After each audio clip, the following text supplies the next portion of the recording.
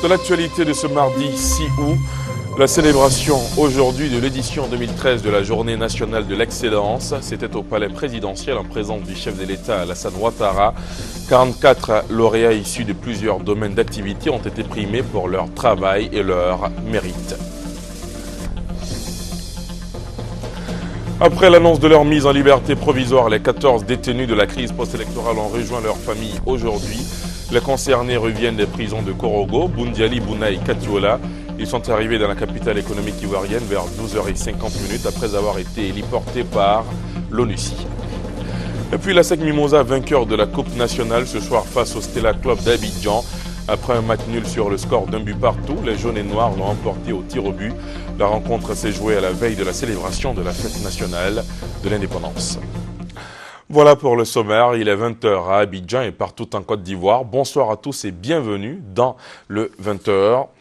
Elle a eu lieu aujourd'hui, la célébration de l'édition 2013 de la Journée nationale de l'excellence. C'était au palais présidentiel en présence du chef de l'État Alassane Ouattara. 44 lauréats issus de plusieurs domaines d'activité, notamment de l'administration publique, du secteur privé et de la société civile ont été primés pour leur travail et leur mérite.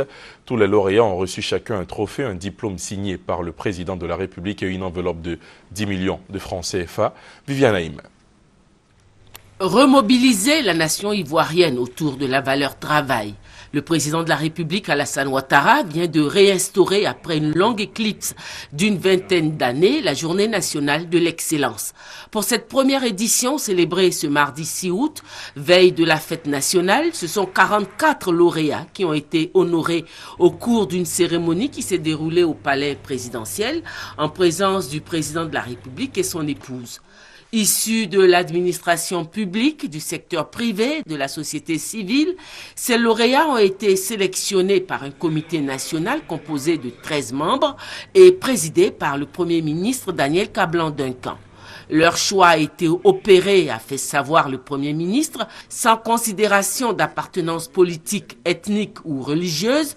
Le seul critère de sélection, le travail et le mérite. La sélection des lauréats du jour a été opérée par le Comité national de la Journée de l'excellence que j'ai eu l'honneur de présider suivant une procédure rigoureuse que je me fais le devoir de brièvement vous exposer à présent.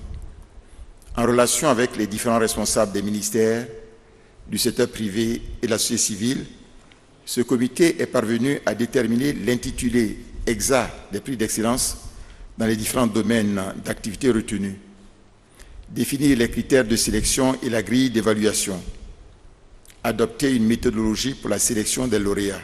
44 lauréats ont été retenus dans les différents domaines. Ils ont été sélectionnés notamment dans les domaines de l'éducation, de la santé, de l'agriculture, de la sécurité, de l'emploi, de l'environnement, de l'industrie, des petites et moyennes entreprises, de la culture, du tourisme, des technologies de l'information et de la communication, de la planification du développement, de la gestion économique et financière, des sports, de la réforme administrative, de l'enseignement supérieur, de l'entrepreneuriat jeune et féminin. Ces 44 méritants sont de divers domaines d'activité et sont aussi bien des adultes que des jeunes, car le mérite n'a pas d'âge. Les lauréats ont reçu les félicitations du président de la République qui a décerné à chacun un trophée, un diplôme et une enveloppe contenant une prime de 10 millions de francs. En outre, ces 44 primés seront les invités d'honneur du président de la République lors de la célébration officielle ce 7 août du 53e anniversaire de l'indépendance. Le président de la République a engagé les lauréats de la nation à être les ambassadeurs de l'excellence au sein de la société ivoirienne. J'ai un profond respect pour le travail bien fait, donc pour l'excellence et le mérite. Je mesure les efforts que vous avez dû déployer et les sacrifices qu'il vous a fallu consentir pour mériter ce grand honneur que la nation vous rend ce matin. Aujourd'hui, vous êtes les meilleurs dans vos domaines respectifs. Le défi qui s'offre à vous est de créer les conditions de la transmission de votre savoir-faire afin que la société ivoirienne fasse un bond vers l'excellence. Nous devons œuvrer chaque jour à l'avènement d'une Côte d'Ivoire plus forte et plus prospère. La cérémonie a fait un standing ovation au Premier ministre Daniel Kablan-Duncan. Le président de la République lui a décerné le premier prix d'excellence. Je rappelle que la dernière journée nationale de l'excellence remonte à 1997. Le président Ouattara a expliqué qu'il s'agit de relancer ce prix initié par l'ancien président Henri Konan Bédié dans le but de célébrer et promouvoir les meilleurs au niveau national. Je vous propose d'écouter maintenant la réaction de quelques lauréats. C'est un sentiment de joie et de reconnaissance. Je rends grâce à Dieu. Je remercie le président de la République et tout son gouvernement, et particulièrement Madame la ministre Anne Ouloto. Je voudrais dédier ce prix à toutes les femmes compétentes de Côte d'Ivoire et bien sûr les hommes. Je souhaite que ce prix soit perpétué. Je parie qu'on aura plus de femmes qu'aujourd'hui parce que toutes les femmes sont compétentes. Je me sens très heureux, très content, non seulement d'avoir eu mon CEP avec une grande moyenne et aussi d'avoir vu des personnalités comme le Premier ministre et le président et aussi la première dame. Recevoir le prix d'abord, c'est une fierté pour moi. Une fierté, je suis très heureux parce que ce n'est pas donné à n'importe qui de se retrouver lauréat. Hein. Bon, je suis heureux et ça m'encourage encore plus à pouvoir continuer sur ce chemin-là.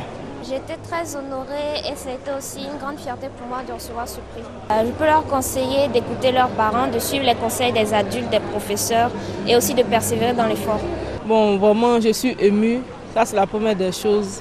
Et vraiment, ça m'encourage à être toujours la meilleure dans tout ce que j'entreprends. La cuisine aujourd'hui compte beaucoup dans le développement du tourisme. Et que même nous pouvons attirer beaucoup de touristes ici en Côte d'Ivoire, rien que pour la cuisine. Et pour ça, je dis bravo à notre ministre de tutelle. Et ce prix, je dédie aussi à tous ces Ivoiriens, à toutes ces Ivoiriennes qui sont passionnés de cuisine. Et qu'en Côte d'Ivoire, nous avons une richesse culinaire mais incroyable. Ce prix récompense tout ce qui a été entrepris depuis bientôt 7 ans pour améliorer l'environnement d'Assini, la santé des populations, la sécurité des populations. Et je crois que toute la population d'Assini sera très honorée quand je lui présenterai dans ce prix du président de la République. Ça fait 50 ans que je suis en Côte d'Ivoire, donc je me considère vraiment comme une vraie Ivoirienne. Et j'essaie d'inculter ce qu'on a comme connaissance dans le domaine. Donc ce prix qui nous a été décerné par Monsieur le Président de la République, c'est vraiment un grand honneur. Représenter valablement son pays, c'est déjà quelque chose d'honorable. Mais après avoir une telle reconnaissance, c'est quelque chose qui fortifie en nous cette flamme-là que nous voulons entretenir. C'est pourquoi d'ailleurs ce trophée, je le dédie à tous ceux qui se battent, à tous les jeunes qui se battent et qui ont envie d'aller plus loin. Je crois que tout est possible et chaque jeune en Côte d'Ivoire peut être à ma place aujourd'hui. Seulement il faut mettre de la volonté, il faut croire à ce qu'on fait. Ces lauréats seront parmi les invités spéciaux du président de la République lors de la célébration du 53e anniversaire de l'indépendance de la Côte d'Ivoire demain, 7 août au palais présidentiel. Qui sont-ils? Que font-ils? On les découvre dans ce récit de Viviane Haïm. On note que les 44 lauréats nationaux ont été sélectionnés dans presque tous les domaines de la vie économique et sociale. Ces lauréats sont aussi bien des personnes morales, administrations publiques et parapubliques, entreprises, structures associatives, que des personnes physiques au nombre de 33 au total. Les femmes occupent une place honorable au sein de cette sélection nationale. Elles sont 15 au total. Le mérite n'attend point le nombre des années. Les jeunes Ivoiriens font montre de grands talents et la nation vient de le leur reconnaître. Ils sont au nombre de 7 dans la sélection. Le plus jeune d'entre eux, l'élève Ngouan Joël Kouadio, prix du meilleur élève au CEPE à 10 ans. Hormis les performances au niveau des études, dans le domaine des TIC, 2 équipes de jeunes, l'équipe e-soft de l'INPHB de Yamoussoukro et l'équipe Kernel du groupe NCIT Farandole, ont enlevé un prix d'excellence. Autre sujet, 20 professionnels de médias et de la communication récompensés hier par Afoussiata Bambalamine, ministre de la Communication. C'était au siège du ministère au Plateau. Ils ont reçu des diplômes d'honneur et des enveloppes pour le service rendu au secteur de la communication, au-delà à la Côte d'Ivoire tout entière. C'était à la faveur de la cérémonie de célébration du mérite des agents les plus méritants du ministère de la Communication. Gabriel Zani. toutes les actions de reconnaissance n'ont pas la même portée. Cela vaut aussi pour les gestes de reconnaissance ou les symboles de distinction. Le travail de 20 journalistes professionnels des médias et de la communication a été reconnu publiquement ce lundi au cabinet du ministère de la Communication. Je vous adresse mes vives félicitations pour avoir été choisis par vos pairs. Les prix constitués d'un diplôme d'honneur et d'une enveloppe financière vous honorent certes, mais ils vous obligent cependant à demeurer des modèles, voire des références pour les générations plus jeunes que vous. Une reconnaissance publique a de la valeur pour celle ou celui qui la reçoit et fait du bien. Nous faisons un travail que nous avons choisi et de savoir que des personnes suivent et à un moment donné décident d'attribuer à tel ou à tel la récompense que nous venons d'avoir aujourd'hui ne fait que nous réjouir le cœur. Je suis très honorée que mes mérites, mon travail, mon dur labeur ait été reconnu par ma hiérarchie. C'est la première fois qu'on nous honore de cette façon et j'en profite pour dire merci au chef de l'État et au ministre de la Communication pour ce grand geste qu'il vient de poser à l'endroit des journalistes de Côte d'Ivoire. 15 ans de métier, la qualité de professionnel des médias et de la communication, l'aptitude professionnelle, la tenue, l'esprit de discipline sont autant de critères qui ont permis de sélectionner les plus méritants des 112 agents du ministère de la Communication désignés pour le concours. Ils ont été évalués et 20 ont été retenus par des collèges internes à leurs différents services. Ces prix, selon le ministre de la Communication, magnifient l'excellence et ont été initiés au niveau national par le gouvernement sur instruction du président de la République, Alassane Ouattara. La radiodiffusion télévision du Burkina Faso a 50 ans. Pour la célébration de son cinquantenaire, les responsables de la RTB ont reçu la visite du président du Faso qui leur a apporté son soutien et ses encouragements pour le travail qu'ils abattent chaque jour pour informer les populations. Dans le cadre d'un partenariat avec la RTB, le directeur général de la RTI, Amadou Bakayoko, était invité à ces festivités. Le compte-rendu de notre envoyé spécial à Ouagadougou, Herman Yamia. 5 août 1963, 5 août 2013, voici 50 ans que la RTB, la radiodiffusion télévision du Burkina, a vu le jour. 50 années d'existence qui auront permis à la RTB d'accompagner la mise en œuvre des politiques publiques et d'appuyer l'enracinement de la démocratie au Burkina Faso. De Volta Vision hier à la RTB aujourd'hui, la chaîne publique a connu des mutations énormes. Je garde un merveilleux souvenir de la radio et de la télévision parce que nous faisons partie des aînés qui ont installé et la radio et la télévision au Burkina Faso. J'ai été piqué par le virus de la presse depuis la Côte d'Ivoire où j'ai fait toutes mes études universitaires. J'ai côtoyé le monde de la presse en Côte d'Ivoire, ce qui m'a donné une certaine envie de faire du journalisme. Avant que nous on venait à la télévision, c'était par amour, par vocation, parce qu'on aimait le micro avec toutes les conséquences que cela. On a dit que le journalisme ne nourrit pas son homme, mais il suffit de bien le faire. Invité à la célébration, le président de la République du Faso, Blaise Compaoré, a pu visiter les locaux de la télévision avant de rendre un hommage aux pionniers et encourager la nouvelle génération.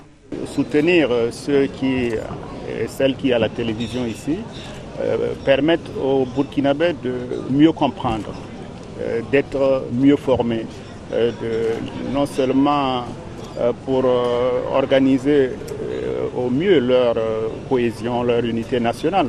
Beaucoup reste à faire pour la satisfaction des téléspectateurs, ont dit le directeur général de la RTB et le ministre de la Communication. Des politiques sont donc mises en œuvre pour rendre plus professionnelle la télévision, notamment l'acquisition de nouveaux matériels de travail et des signatures de conventions de partenariat pour des échanges de programmes et d'informations avec d'autres télévisions comme celle signée avec la RTI. Au-delà justement des défis technologiques que nous devons avoir, le défi professionnel est le premier défi aujourd'hui de la communication. L'environnement audiovisuel au Burkina Faso du reste, qui connaît le label de capitale du cinéma, cet environnement est tellement porteur, est tellement propice que la RTB va se donner les moyens de faire recours aux producteurs privés. Dans la même dynamique de développement, le Premier ministre du Faso a procédé à la pose de la première pierre du nouveau siège de la télévision burkinabé. Ce bâtiment, qui sera construit sur une superficie de 12 hectares, va coûter plus de 7 milliards de francs CFA.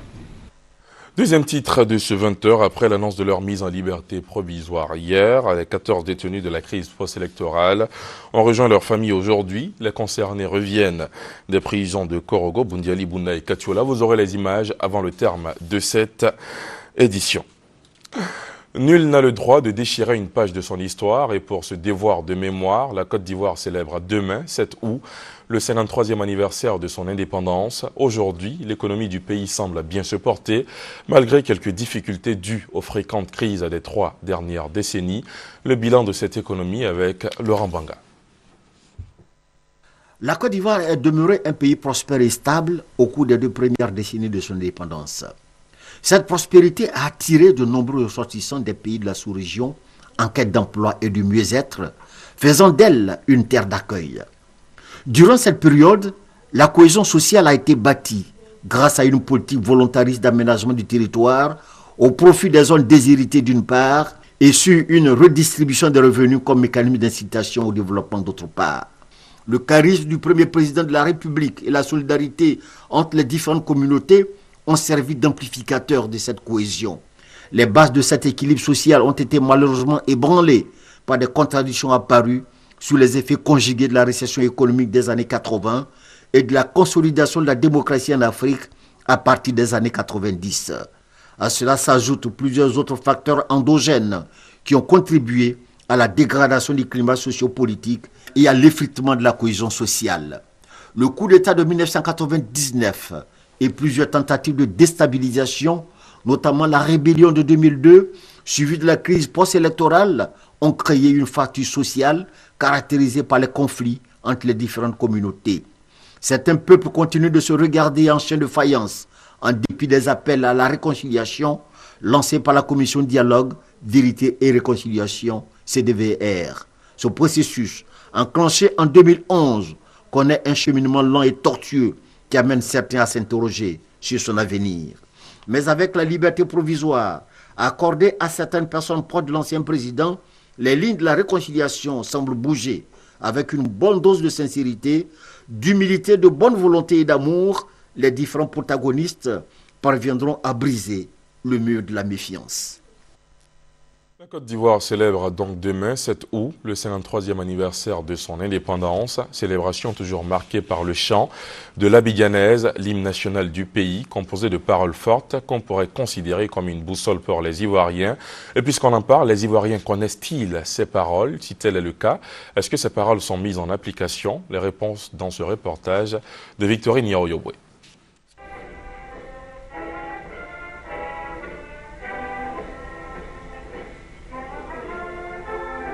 Nous sommes en 1986. La garde présidentielle entonne l'abidjanaise en présence de Félix Houphouët-Boigny, premier président de la Côte d'Ivoire. Cette chanson a été entendue pour la première fois le 7 août 1960 à la proclamation de l'indépendance de notre pays. Pour ce faire, il a fallu 10 jours avant que l'Assemblée constituante adopte la loi numéro 60-207 du 27 juillet 1960, faisant ainsi de l'abidjanaise l'hymne national de la Côte d'Ivoire. Ces paroles sont des anciens ministres Mathieu Vanga-Ekra et Joachim Boni. La composition musicale a été faite par les prêtres Pierre-Marie Coty et Feu Pierre-Michel Pango. L'abidjanaise se présente sous forme d'un poème lyrique et patriotique qui exalte la grandeur de la terre ivoire. Les Ivoiriens connaissent-ils ces paroles? Je ne connais pas l'hymne national parce que je ne suis pas allé à l'école. Quand ça chante, je comprends. Je sais que c'est l'hymne national. Mais moi-même, je ne vais pas faire moi-même tout seul. Pour ceux qui connaissent l'abidjanaise, que leur inspirent ces paroles? Ces paroles m'inspirent plein de choses. La liberté, la fierté. Nous, en tant qu'Ivoiriens, nous sommes fiers d'appartenir à cette patrie-là. Quand on dit salut aux terres d'espérance, je crois que voilà, c'est une terre accueillante où il doit faire bon vivre. C'est vrai que quand on est dans une vie, il y a quand même des crises, mais l'espoir est permis. Quand j'entends l'hymne national, je ressens un grand amour en fait. Genre, ça me montre une fierté de montrer que je suis un Ivoirien face aux autres peuples. Moi, l'abidjanaise m'inspire le travail, la discipline, le respect. Voilà. C'est un appel à tous les Ivoiriens à construire la Côte d'Ivoire, à la forger de manière solide à entretenir notre pays. Au dit de ces personnes, tout Ivoirien devrait se laisser guider par les paroles fortes de l'hymne national. Mais à la question de savoir comment ils mettent ces pensées en application dans leur vie de tous les jours, là, ils sont nombreux à chercher les mots. L'hymne national prône l'union entre les Ivoiriens pour bâtir une Côte d'Ivoire où il fait bon vivre pour chacun. Il fait mention de la devise « Union, discipline, travail » et du drapeau national. Mais pour trouver ces passages, il faut aller au 2e et au 4e couplet, car la version intégrale de l'Abidjanaise est composée de 5 couplets. Celle chantée lors des événements publics et officiels n'est que le 1er couplet.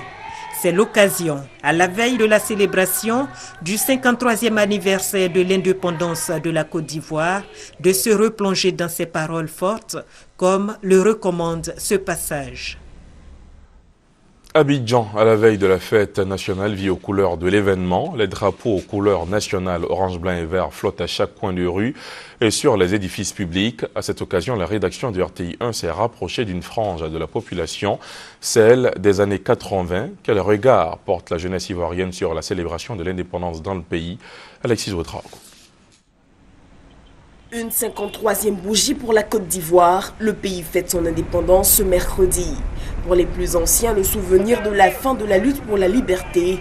Pour leurs enfants issus de la génération 80, le 7 août ne représente qu'un jour férié. L'indépendance, c'est une fête. Ça me plaît aussi, ça me rend heureuse parce que mes parents sont heureux, mes anciens parents sont heureux, donc ils sont heureux aussi. On fête en famille, à la maison. Après le soir, on sort un peu, prendre un peu de pot. Faire la fête une priorité, savoir pourquoi on l'a fait, c'est autre chose. À la question que célèbre-t-on le 7 août, Florilège réponse des plus jeunes. Le changement de l'indépendance, je ne sais pas comment on peut appeler ça. C'est la date à laquelle l'homme se rappelle où son pays a été quand un truc défait d'un événement, en tout cas difficile, ou bien si je peux m'exprimer comme ça. Pour rappel, le 7 août est la date anniversaire de l'indépendance de la Côte d'Ivoire. Il y a 53 ans, le pays devenait indépendant de la France qu'il avait colonisée, le 10 mars 1893. Gagnoa, chef-lieu de la région du Gord, dans le centre-ouest du pays, dispose désormais de nouveaux locaux pour sa préfecture. Le bâtiment a coûté environ 112 millions de francs CFA, financé par la Banque mondiale. L'ouvrage a été réalisé par le PARC, Programme d'assistance post-crise, dans le cadre du projet de restauration de l'autorité de l'État sur toute l'étendue du territoire. La nouvelle préfecture a été officiellement remise aux autorités de Gagnoa hier par le Premier ministre Daniel Kablan-Duncan. L'éclairage de Broléon. Enfin, des locaux propres à la préfecture de Gagnoa.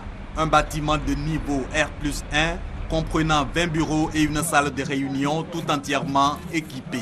Coût de l'ouvrage, environ 112 millions de francs CFA, dont 11 pour l'équipement sur fonds de l'État, le reste un financement de la Banque mondiale. Ce joyau architectural, donc la preuve de la restauration de l'autorité de l'État gagnois pour le maire et le préfet de la ville. Il consacre en effet la fin de l'occupation par la préfecture de locaux appartenant à d'autres entités. Au-delà de cet aspect, indique le maître d'ouvrage, le coordonnateur du projet d'assistance post-conflit, c'est le symbole de l'unité et de la cohésion retrouvée. Ce chantier a regroupé plusieurs jeunes venus d'horizons divers et la structure de chantier école a permis de développer chez ces jeunes la cohésion et la solidarité avec un esprit d'équipe qui va au-delà de l'appartenance à un groupe ethnique, politique ou religieux. En plus de la récente réhabilitation du centre hospitalier régional, la nouvelle préfecture de Gagnoa pour le ministre d'État, ministre de l'Intérieur et de la Sécurité, doit être perçue comme la traduction de la volonté du gouvernement à inclure la région natale de l'ex-président Laurent Gbagbo dans le processus de reconstruction nationale. La Côte d'Ivoire en reconstruction ne se fera pas sans Gagnoa. Gagnoa aura une place de choix et une place privilégiée dans la reconstruction du pays pour montrer le chemin de la reconstruction, le chemin de la réconciliation, pour montrer que la réconciliation est un préalable au développement. Quand il prend la parole, le chef du gouvernement informe les populations de la décision de mise en liberté provisoire de 14 proches de l'ex-chef de l'État, dont plusieurs fils de Gagnoa. Un acte de plus qui démontre la détermination du gouvernement et du président Alassane Ouattara à aller à la réconciliation, selon le Premier ministre, qui a encore invité l'opposition à leur emboîter le pas. Il convient d'ailleurs de rappeler que son Excellence M. Alassane Ouattara, président de la République, a fixé 3 axes majeurs à l'action gouvernementale: paix et sécurité, réconciliation nationale et reconstruction et relance économique. Dans le cadre du deuxième axe d'action, je voudrais clairement inviter nos compatriotes à privilégier la table de négociation en dépit de nos divergences, car nous avons la ferme conviction que c'est dans le dialogue que nous réussirons à aplanir ces divergences, surmonter ces obstacles et bâtir ensemble l'avenir de notre pays. Encore une fois donc, je le répète, le gouvernement est ouvert au dialogue et continue de tendre une main fraternelle à l'opposition. La réhabilitation de la préfecture de Gagnoa est intervenue dans le cadre du projet d'assistance post-conflit pour la restauration de l'autorité de l'État sur toute l'étendue du territoire, le renforcement de la cohésion sociale et la réinsertion de 1000 ex-combattants et jeunes à risque. Son inauguration ouvre donc la vague de remise de 18 préfectures réhabilitées par des stagiaires des chantiers écoles. Un bref et en image, après l'annonce de leur mise en liberté provisoire, les 14 détenus de la crise post-électorale ont rejoint leur famille aujourd'hui. Les concernés reviennent des prisons de Korogo, Boundiali, Bouna et Katiola. Ils sont arrivés dans la capitale économique ivoirienne vers 12h50 après avoir été héliportés par l'ONUCI. À leur arrivée, ils ont été soumis à une procédure judiciaire afin de rentrer en possession d'un ticket de mise en liberté provisoire. Ensuite, les concernés ont regagné le quartier général de leur parti, comme vous le voyez en image. Le FPU, ils ont été accueillis par leurs camarades militants. Cette mise en liberté provisoire a été diversement accueillie par la classe politique ivoirienne. Dans nos précédentes éditions, vous avez pu entendre quelques responsables de formations politiques se prononcer sur la question. Ce soir, je vous propose la réaction du président du PDCI, Henri Konan Bédié. Il est au micro de Thérèse Tapeyoboué. Je pense que cette libération, c'est une bonne chose. C'est un pas en avant vers la paix et la réconciliation. Elle renforce effectivement les chances du dialogue pour la paix et du développement. Outre le président du PDCI que vous venez de voir, d'autres dirigeants de partis politiques se sont prononcés, dont Miaka Oreto du FPI. Il faut que ce soit véritablement le départ d'une réelle volonté politique de faire de ce pays un état de droit. Il faut que ce soit le départ de faire véritablement de la Côte d'Ivoire qui est déchirée un pays qui se réconcilie, un pays qui est véritablement attaché à la paix. Il faut que tous nos compatriotes qui sont en exil, il faut qu'ils rentrent au nom de l'intérêt supérieur de la Côte d'Ivoire. Depuis le conclave de Grand Bassam, nous n'avons cessé de faire de cette libération notre combat principal. Donc c'est une grande joie qui nous habite.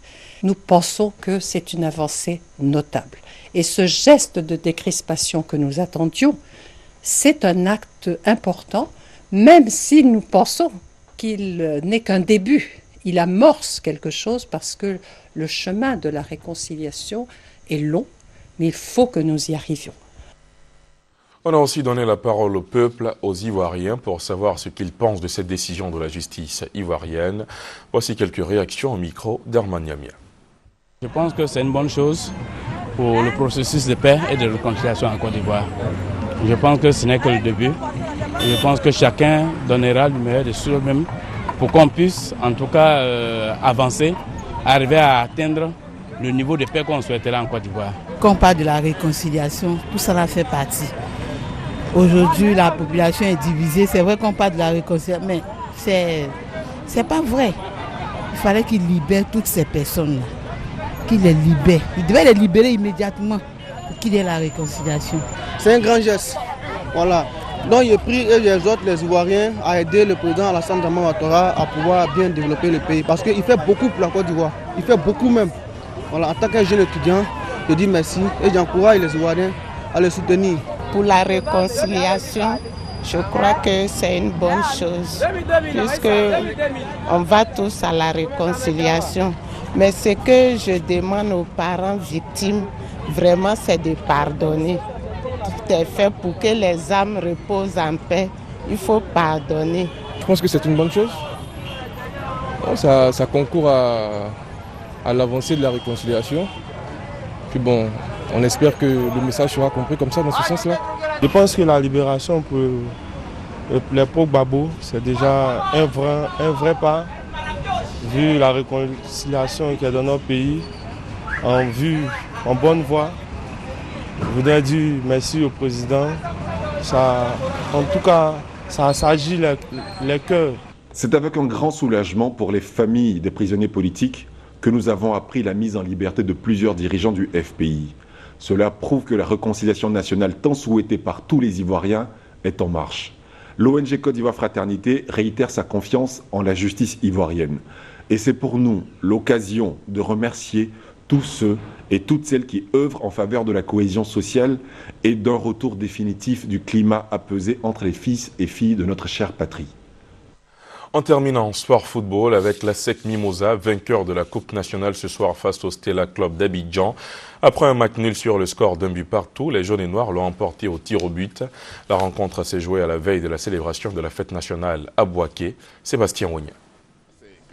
4 confrontations en finale de Coupe nationale entre la SEC Mimosa et le Stella Club d'Adjamé. 3 victoires pour la SEC Mimosa, 1 victoire pour le Stella. Une finale très disputée, mais qui a manqué de but.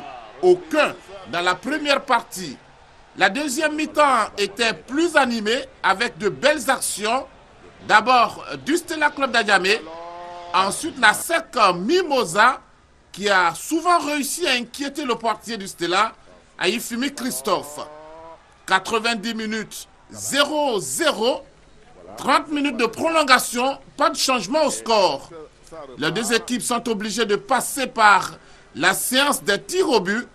4 pour le Stella Club d'Adjamé, 5 pour la SEC Mimosa. La SEC qui remporte pour la 18e fois la Coupe nationale. Et je rappelle que demain 7 août, jour de la fête nationale, les jours à chômer et payés selon le ministère d'État, ministère de l'Emploi, des Affaires sociales et de la formation professionnelle. Voilà qui marque donc la fin de ce journal. Merci de l'avoir suivi. Restez sur RTI 1. Tout à l'heure, sur le coup de 21h exactement, retrouvez Lassine Fofana dans le débat de RTI 1. Une question importante ce soir, qu'est-ce qui bloque la réconciliation nationale?